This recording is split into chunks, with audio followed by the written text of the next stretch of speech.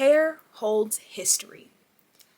Not just the kind that's written in books, but the kind that's whispered between generations, passed down through hands, through scalp massages, and especially Sunday kitchen salons. Hair has always been more than beauty. It's been language, identity, memory, and belonging. Before our stories were recorded, they were braided. Before our names were spoken, they were mapped in cornrows and in protective styles, in coils and curls that carried culture, pride, and sometimes even pain. But I'm not here to preach a history lesson. I'm here to honor it. Because even when we don't think about it, the way we part our hair, cover it, straighten it, protect it, love it, or even struggle with it, is never just about hair. It's about identity. You've reached the Secret Society's Unfiltered AF hotline. At the tone, please record your message. Hey family, welcome back to the Sacred Circle. If you're new here, welcome to the Secret Society.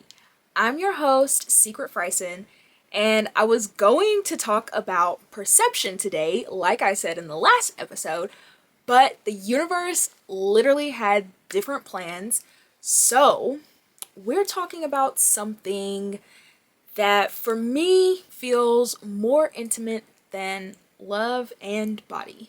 I'm taking you with me to the chair. My relationship with hair has never been just cosmetic. It's been deeply personal, a little fragile, and sometimes complicated, and maybe yours has too. When I think about my hair story, I don't just remember styles, I remember scenes.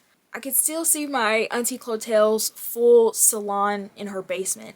The smell of pressing creams and the hum of the hooded dryer, the foils, the hair rollers, the laughter, and me just sitting there admiring the process and the joy that grows with a woman's confidence as the chair is spun around. And then there was Grandma Estella's kitchen salon, where the hot comb sat on the stove like it was preparing for battle. Sitting there sizzling and smoking, smelling like Sunday mornings, burnt hair, and childhood memories. I remember the night before picture day ritual, staying up late, getting my hair just right, and then sleeping on my stomach like I was a seal so it wouldn't be messed up.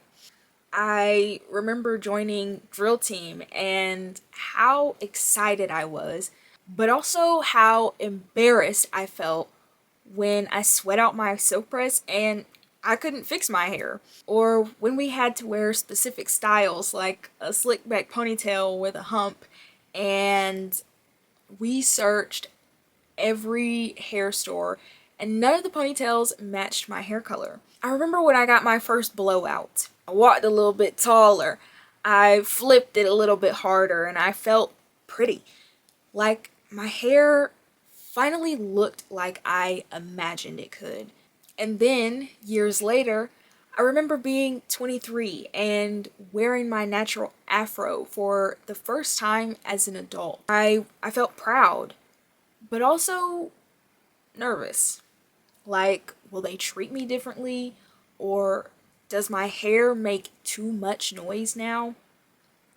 It's wild how hair carries all of those emotions. Confidence, embarrassment, identity, doubt, pride, deep emotion wrapped around every curl. It's like our hair remembers us even when we don't. Somewhere along the way, without anyone sitting us down to explain, we learned there were silent rules about hair. Rules about what was professional, what was pretty, what was too much, what was not enough, what was considered acceptable, and what was just a little too loud. For some of us, the rules were whispered at home. Don't go to school with your hair looking like that. fix those edges before you leave this house. This is not how a young lady would present herself. For others, it was school. Teachers saying that certain styles were distracting, or being told to tone it down or pull it back, or that tiny sting when someone says your hair is interesting, which is just code for they don't know what category to put you in. And then there's the world outside, where you could wear the same curls, the same braids, and on a black woman it was called unprofessional, but on someone else it's considered bohemian and effortless or trendy. That's when I realized that society didn't just see hair, it saw hierarchy. And then, don't get me started on being a black woman with blonde hair. I wasn't just defying texture expectations, I was defying color expectations. I got used to people staring a little bit too long. Not in judgment necessarily, but in confusion. Curiosity that sometimes felt innocent and sometimes felt like examination. Questions that weren't meant to be rude, but still landed pretty heavy, like, is that a perm? How is it so curly? Or did you dye your hair for it to be like that? Oh, and my favorite, is that your real hair? There was always this unspoken assumption that my blonde hair made me less black enough. Like, black hair could be curly or blonde, but not both. But here's what I've learned. Sometimes people aren't questioning you. They're questioning what they've been taught to believe, what they've been conditioned to recognize as normal, natural, or beautiful. Maybe that's why hair feels so intimate to talk about. Because when people question your hair, it sometimes feels like they're questioning your identity.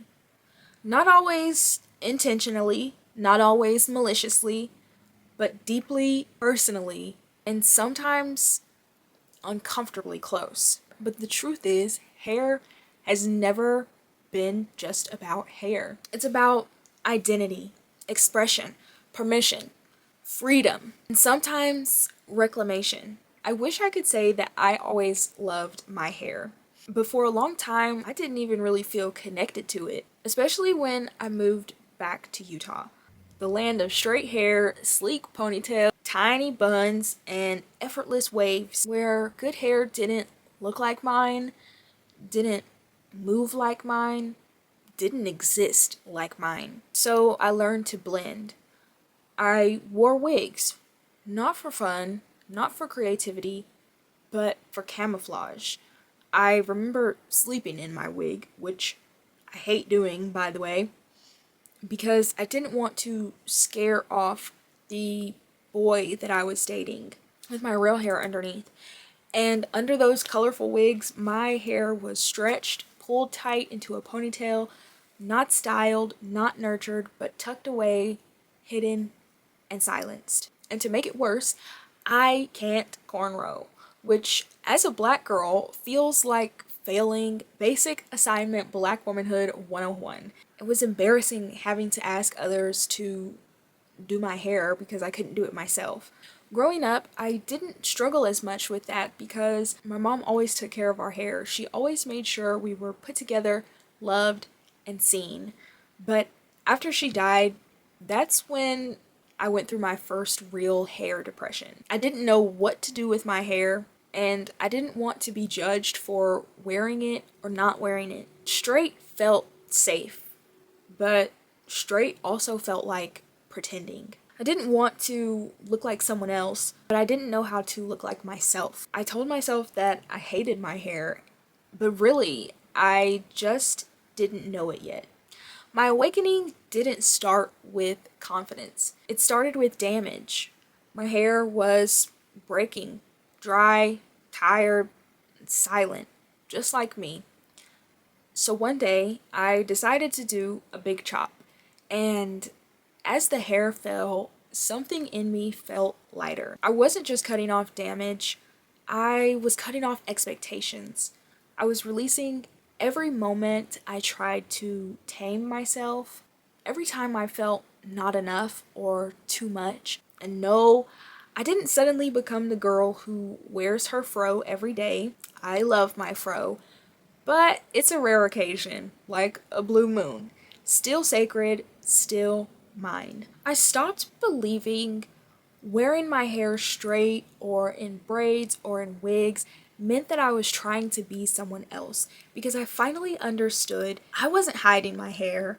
I was learning to protect it. And when I wear my wigs now, it's not a disguise, it's not fear, it's expression, it's art, and it's mine. Because my hair is not about how black enough it looks. It's about how true it feels to me. And maybe that's the sacred part. Not just loving your hair, but loving the choices you make with it. Hair is not always about acceptance. Sometimes it's about agency. There comes a moment when doing your hair stops feeling like maintenance and starts feeling like care, like ritual and restoration. Somewhere between detangling and deep conditioning, I realized that it wasn't just wash days, but they were reset days. The older I get, the more that I've noticed our hair has emotions. You can feel when it's tired, when it's thirsty, when it's neglected, and when it needs patience and not pressure. And I used to treat wash day like a chore. Now, it feels like a conversation. How have you been? What have we been carrying? Where does it hurt? And what needs to be released? Because sometimes loving your hair means loving the girl who wore it through the pain. The girl who didn't know how to care for it. The girl who straightened it for acceptance. The girl who hid it because she didn't think it was worthy of being seen. The girl who thought the damage was the hair, but really it was the relationship. And each relationship is different. The way that I love and honor my hair is maybe not the same as the next. It makes me think of my sister and the relationship that she has grown with her hair along her lock journey, and how delicate that began for her, which I won't delve into because that's not my story to tell. But I will say her journey didn't look like mine, and mine didn't need to look like hers. And that's the beauty of it. Hair is not about uniformity, it's about intimacy. Sometimes your hair is just your hair, and other times it's a map leading back to yourself. It holds the echoes of every season you've lived in, the hurt, the hiding, the healing, the big chops, the protective styles, the late night detangling, the mirrors that you avoided, and the ones that you stood in front of and whispered, "Hey, you're beautiful. I see you." Because loving your hair isn't really about the curl pattern or the color, the texture, or the length. It's about loving the woman or man who's wearing it. Loving yourself through every phase, every style, every uncertainty, and every comeback. Some days your crown will look polished and intentional. Other days it looks like a pineapple, a bonnet, messy bun, or two puffs of chaos. But it's still yours, sacred, worthy, and seen. Your crown does not need permission to exist. It just needs care, honor, patience, and sometimes rest. So whether your sacred crown is locked, pressed, froed, braided, wrapped, blown out, or tucked away under a silk bonnet, of course, I hope that you know this. It does not make you less anything. Your hair does not define you, but it does remember you. It remembers every version of you and still chooses to grow with you. And may we all do the same. If this episode spoke to your heart, hair, or your healing, share this with someone who needs to be reminded that their crown is still sacred, even on the days it doesn't feel like it. Thank you for sitting with me in this sacred circle. If this message held space for you, show this episode some love. Join our sacred circle by subscribing, and don't forget to hit the bell so you never miss another siren call. Until next time, my sacred sirens and sires, be you, be unshakable, and be unfiltered AF, and take care of your sacred crown.